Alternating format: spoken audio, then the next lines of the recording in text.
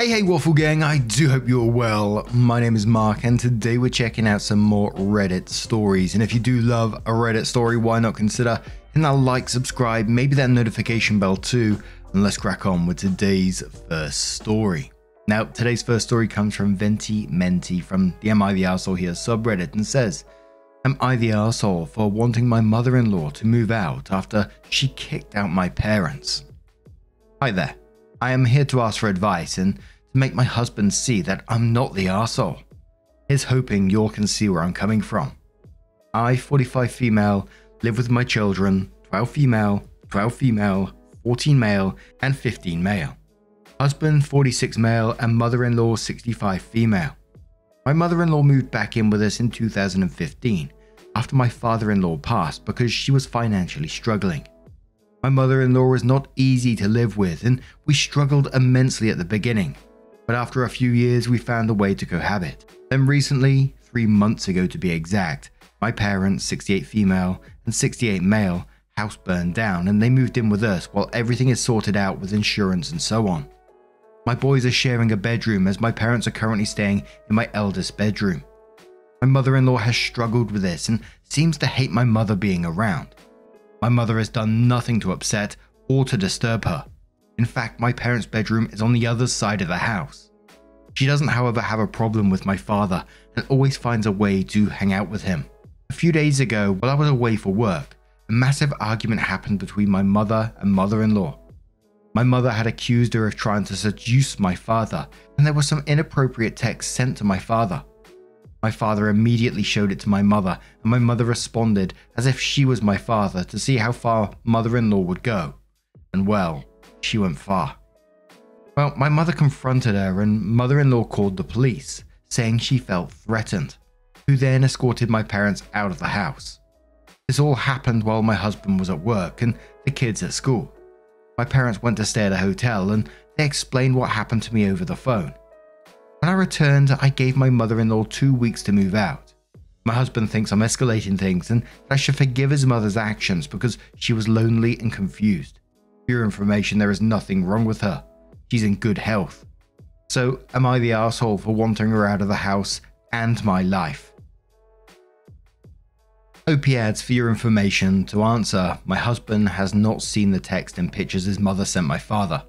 The only reason he hasn't seen it is because he refused to, but I think I'll have to insist because I need him to really understand how nasty she's been. Also, I wanted to kick her out immediately, but my husband begged me to give him 2 weeks so he could find a place for her. And my parents, being the saints that they are, said I should give him that. My husband has profusely apologized to my parents, but my parents aren't upset with us and hold only mother-in-law responsible, as it was her disgusting actions that led to this. 1. In the pictures she sent my father, mother-in-law wasn't completely naked. She sent him lingerie pictures with suggestive poses and accompanied with lewd text, which is why my husband isn't particularly interested in seeing them. 2. The police asked my parents to leave since my mother-in-law technically lives there. To avoid escalating the situation, my parents decided to leave. The police officers did not file any charges and just left after a chat with everyone involved. There was zero violence and no one got hurt. 3. Mother-in-law moved in with us after she had lost almost everything. Father-in-law died after a long battle with cancer. Medical costs ate up pretty much most of their savings and she had to sell their house. This has led her to spiral into a deep depression. My husband was very worried for his mother and for good reason, as she was in a terrible state at the time. So we decided to move her in with us. Absolutely not the arsehole in this situation, and like you were saying near the start, I'll be showing your husband these comments, showing him what's been sent in those messages as well. He needs to see that because, you know, buying her lonely bullshit is not on. She tried to destroy your parents' marriage by trying to get with your father. She called the police on them and she sexually harassed your dad at the same time by sending him those pictures, sending those messages.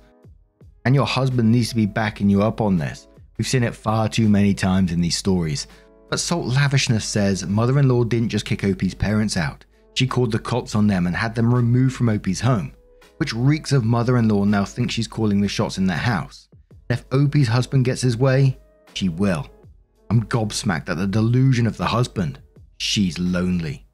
And go to bingo, volunteer at the library, join garden clubs. There's a million ways an able-bodied 65-year-old woman can entertain herself and keep herself busy and engaged.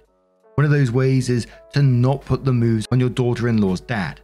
Hell, she initially moved in because of finances. Get a job. She wasn't confused about texting silverhead porn at that poor man. She wasn't confused when she called the cops on them. She wasn't confused when she presented herself as the legal occupant of the house and had them removed. She's been there for 8 to 9 years now. She thinks she's got a position to call the shots in the home. Not the arsehole. I honestly don't know how she can stay after this stunt.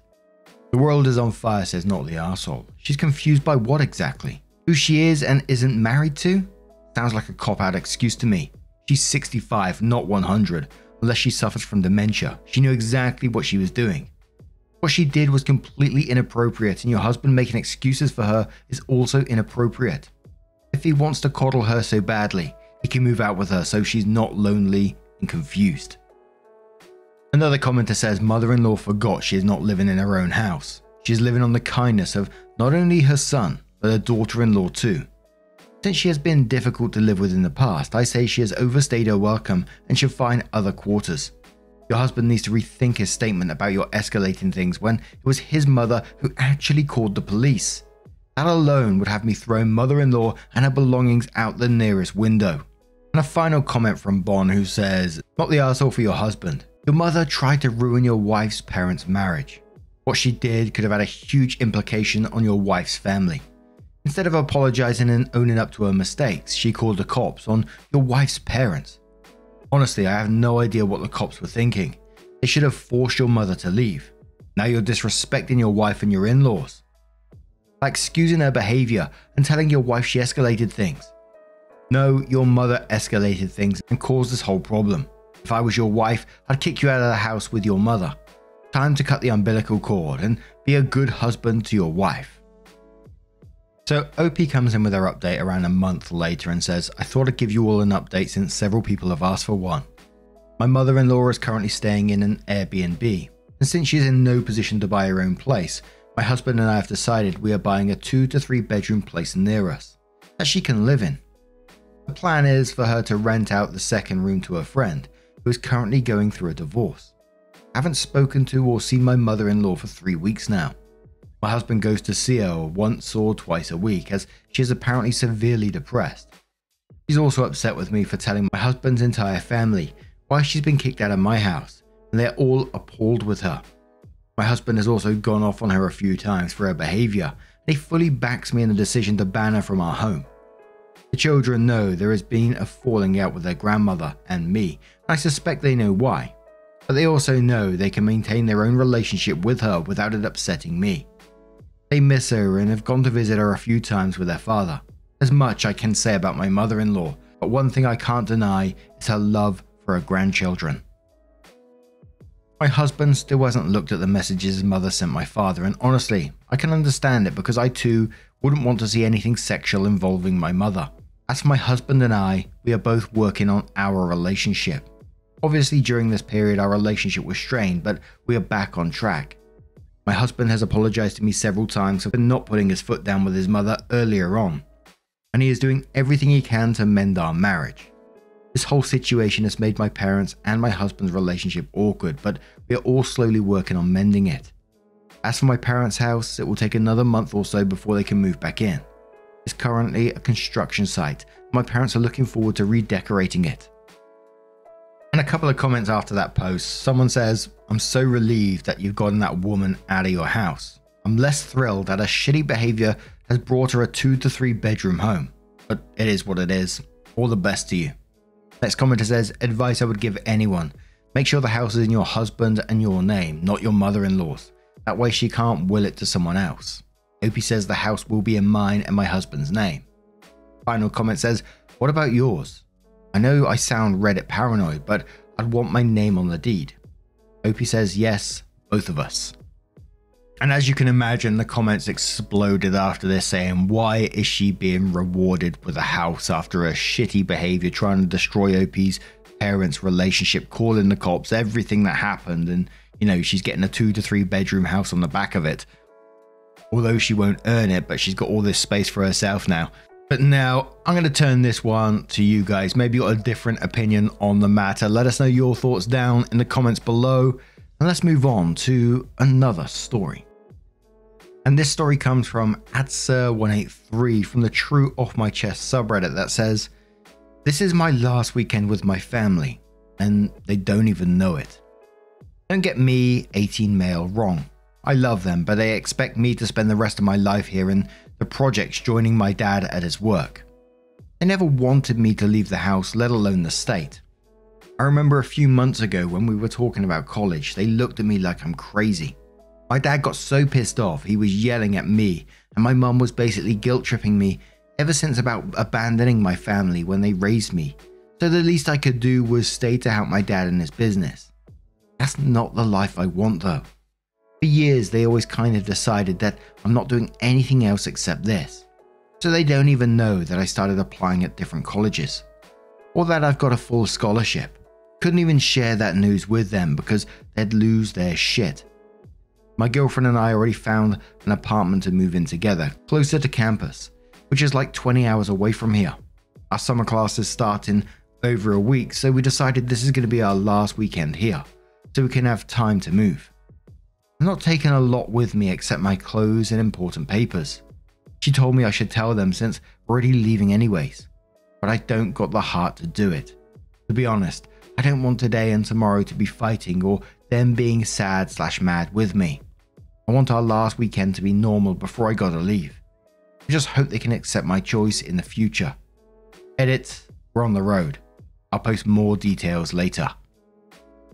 So OP added some additional comments below that post, so they clarified about the projects. He said projects is just what you call government housing neighborhoods for people low income. Also said thank you. It sucks that I couldn't even share the most exciting news of my life with them. My girlfriend's parents took us out to eat to celebrate us both getting accepted with scholarships. I legit cried when they told me they were proud of me because it made me wish that was my parents saying it even more.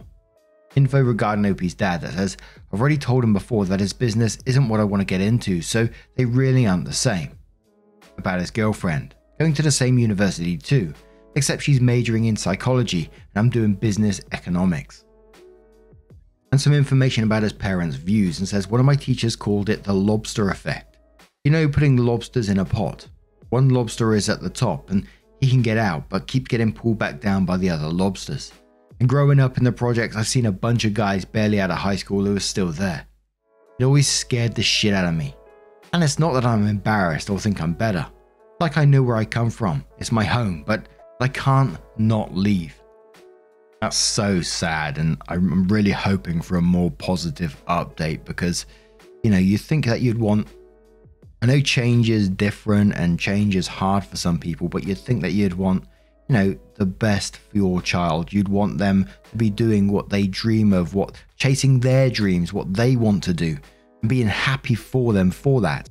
And this is something that I've seen firsthand as well. I grew up in a council estate. I don't know if you can consider it, I don't know, the projects, what OP said, but basically government housing as well. And you would have heard from some previous stories that it can be pretty rough sometimes. It was a lovely place to live and everyone was very, very nice to each other, etc., etc. But like you've heard from other stories from me, it can be pretty dramatic around there sometimes. And I remember a friend that I used to know, he's a couple of years older than me, and he wanted to go to university after he finished like sixth form and whatever education he had to finish. He wanted to go to university, and I remember him saying that his parents didn't want him to do so. There's no need for that. He should just go straight into a job like his dad did.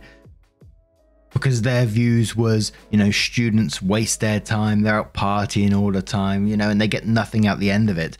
And it got to the boiling point of him saying, you know, I'm doing this whether you like it or not. And, you know, then there was some manipulation he would tell us about them saying, you know, oh, go on then, abandon your family, that kind of thing. And it's just tragic, I think.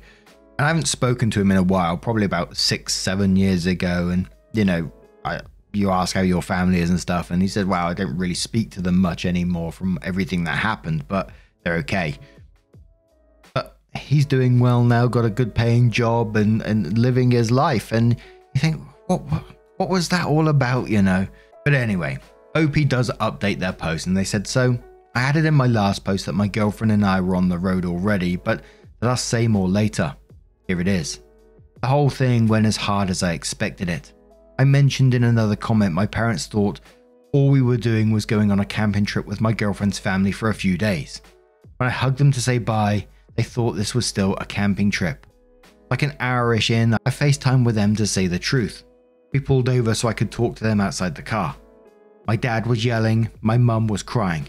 He couldn't believe he raised me to be this selfish with them. All my mum could say was she can't even look at me right now since I basically picked school over my family. It broke my heart, to be honest. But it made me glad we didn't have this talk in person because it would have hurt a million times worse. Trying to tell them I'm not abandoning them and I want them to be a part of this journey with me didn't work. Nothing I said worked at all. My mum completely left the conversation, so it was only my dad. All he had left to say though was I better not expect help from them ever in the future because help is for family. And I've shown them I'm not family anymore. He hung up on me. He haven't sent any other messages since yesterday. My girlfriend was the best supporter here. I cried it out and she was hugging me the whole time until we got back on the road again. Right now I feel like the movie Tangled, going through different stages between happy and guilty. I'm trying not to focus too much on my family, just be excited for the future. We had taken the scenic route going up the Pacific Coast Highway. Last night we made it to Santa Barbara to spend the night.